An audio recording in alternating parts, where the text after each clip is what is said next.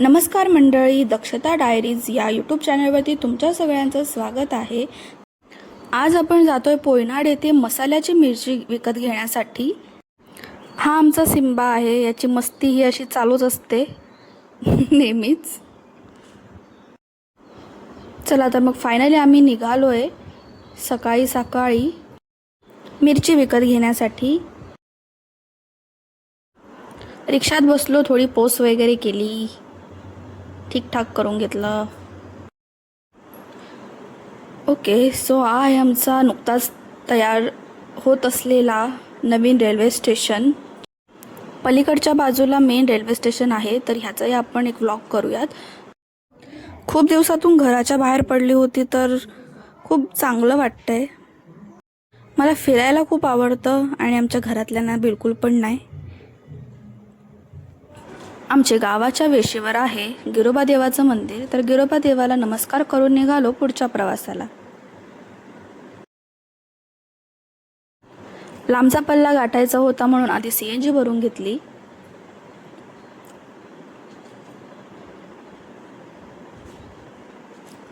सकाळचे 8 वाजले होते तरी ऊन किती कडक पडला आहे तुम्ही बघू शकता.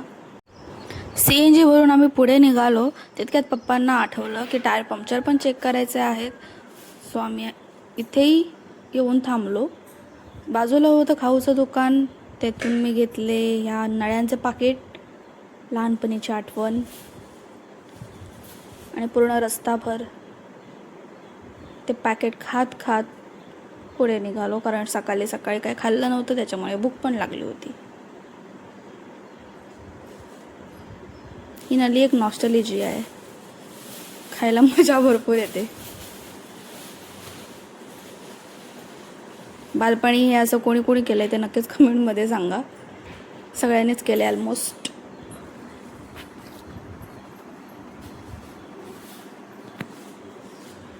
माझ्या बचपनाला थोडासा इग्नोर करा आणि हा व्ह्यू बघा. आता जास्त रस्ता दाखवत नाही, आपण थेट पोचूयात पोयनाड येथे मिरची घेतानाच. आता पुढचा व्लॉग आपण कंटिन्यू करूयात.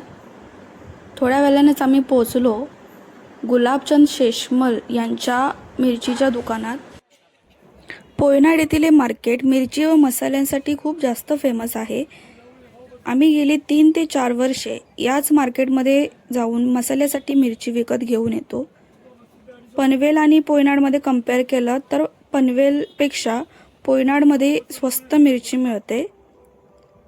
क्वालिटी क्वांटिटीमध्ये फरक नसतो.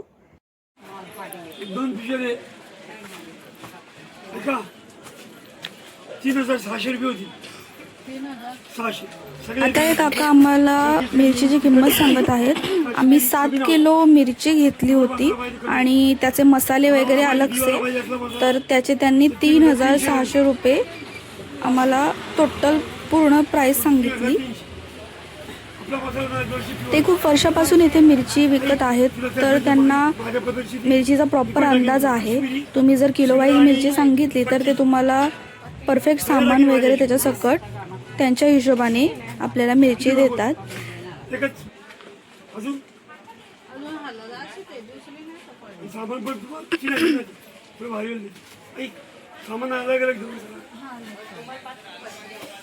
जे मसाल्याचे दुसरे मसाले असतात, खडे मसाले, ते नेहमी अलगच मागा, कारण मिक्समध्ये बऱ्यापैकी जिरा आणि धने ह्यांचं प्रमाण जास्त असतं, त्याच्यामुळे मसाले नेहमी वेगळेच बांधून घ्या.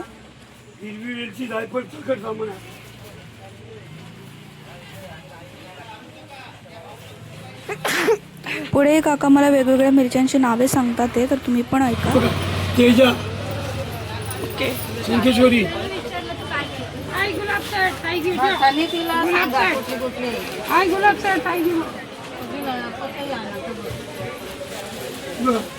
तेजा,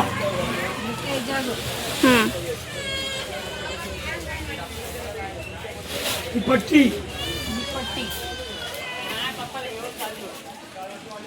कशी ती पण सांगा तिला.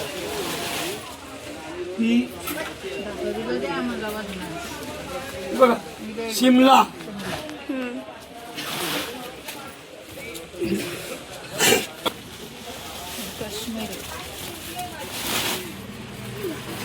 बेडगी,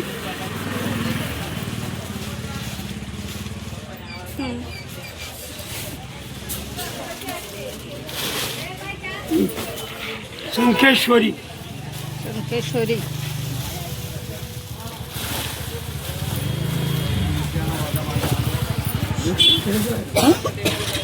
तेजा, ते जे टाकले तुम्ही ती तुम्ही शिवेरी आणि लवंगी. अजून वजनदार नाही करे का वेगवेगळे नाही घे का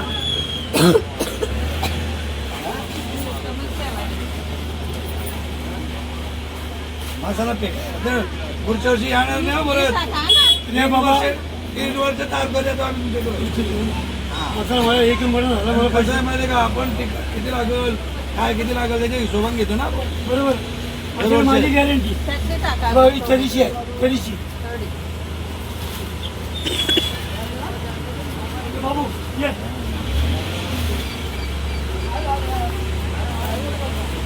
जास्त लागू का? थोडे जास्त टाका थोडी टाका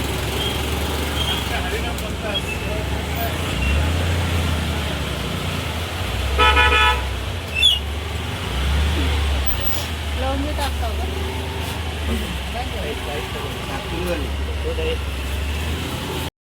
मसाल्यासाठी किती प्रकारच्या मिरच्या वापरल्या जातात हे तुम्ही आता ऐकलंच असेल.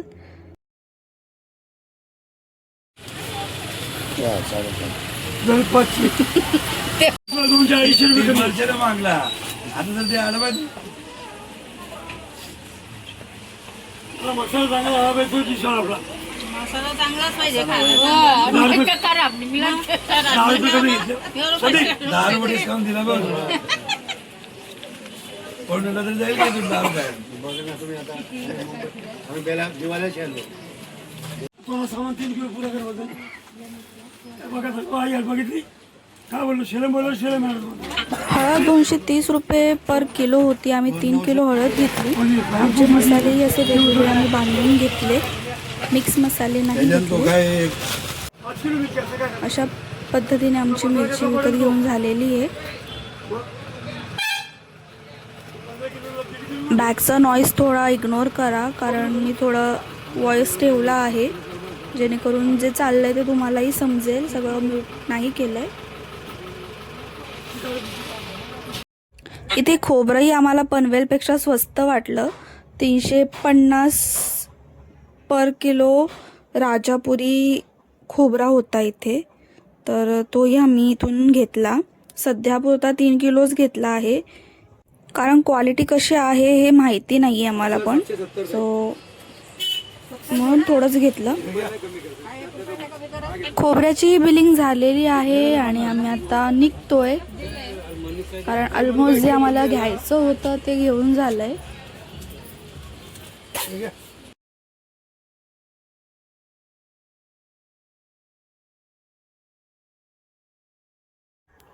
मम्मी इथं सुपर वुमन आणि आम्ही बसले रिक्षात मिरची रिक्षामध्ये.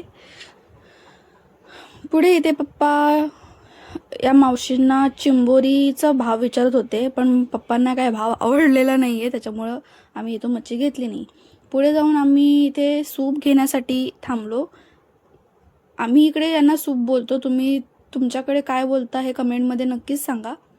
आणि प्राईस दादा खूपच जास्त सांगत होते, पण थोडी बार्गेनिंग करून आम्ही 2 सूप घेतले इथून.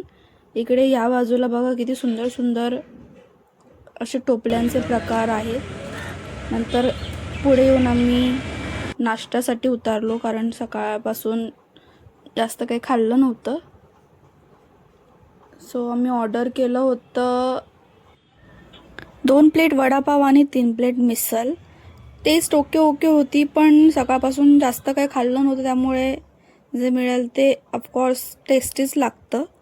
आम्ही खाऊन निघालो पुढे. तर मित्रांनो, हे आहेत या भागातील मिठागरे. हे जे सफेद सफेद वरती दिसते हे मीठ आहे, हे अनफिल्टर्ड मीठ आहे. हे मीठ कंपन्यांमध्ये सप्लाय होतं आणि आपल्याला प्रॉपर त्याची प्रोसेस करून घरोघरी पोचवलं जातं. हे ठिकाण पाहिलं आणि जरा जीवात जीव आला, कारण या ठिकाणाला पाहून असं वाटलं की आपण अर्धा पल्ला गाठलेला आहे. हे ठिकाणाचं नाव तुम्हाला जर माहिती असेल तर मला नक्कीच कमेंटमध्ये सांगा. आणि तुम्ही कधी इथे गेला असाल तर तिथला एक्सपिरियन्स मला नक्कीच सांगा. खरंच खूप छान ठिकाण आहे. गरमी इतकी आहे, काम तर काय केलं नाही आहे, पण थकवा आला आहे. फायनली मी घरी पोचली आहे. तर मित्रांनो, आजच्यासाठी एवढंच. तुम्हाला ही व्हिडिओ कशी वाटली मला कमेंट करून नक्कीच सांगा. Like share subscribe. बाय.